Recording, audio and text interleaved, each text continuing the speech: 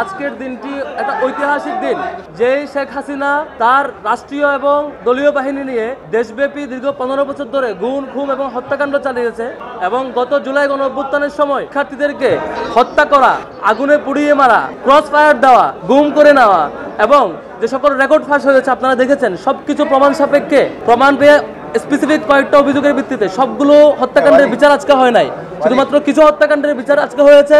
আজকের বিচারের মধ্য দিয়ে শেখ হাসিনা এবং সাথে আরো একজনের যে ফাঁসির রায় ঘোষণা হয়েছে, এতে আমাদের শহীদ পরিবার কিছুটা খুশি হলেও আমাদের আরো অসংখ্য মামলা যেগুলো এখনো পেন্ডিং রয়ে গেছে, অথচ এই ইন্টারিম গভর্নমেন্ট ক্ষমতায় আসার দীর্ঘ সময় পার হয়ে গেছে, যেখানে প্রায় মামলাগুলো মোটামুটি লেভেলে থাকা উচিত ছিল, সেখানে আজকে আমরা অনেক দিন পরে হলেও একটা মামলার রায় পেয়েছি। আজকে একটা রায় পাওয়ার মধ্য দিয়ে আমরা অন্তত এইটুকু খুশি যে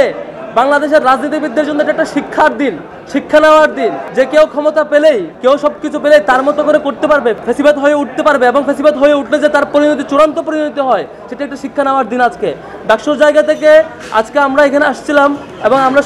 পুরো রায় শুনেছি। আমরা প্রাথমিকভাবে যেই রায় ঘোষণা হয়েছে সেই রায়ে, শেখ হাসিনার ফাঁসির রায়ে আমরা সন্তুষ্ট, কিন্তু সাথে যে পুলিশের আইজিপি যে রায় দেওয়া হয়েছে সেই রায়ে আমরা সন্তুষ্ট না।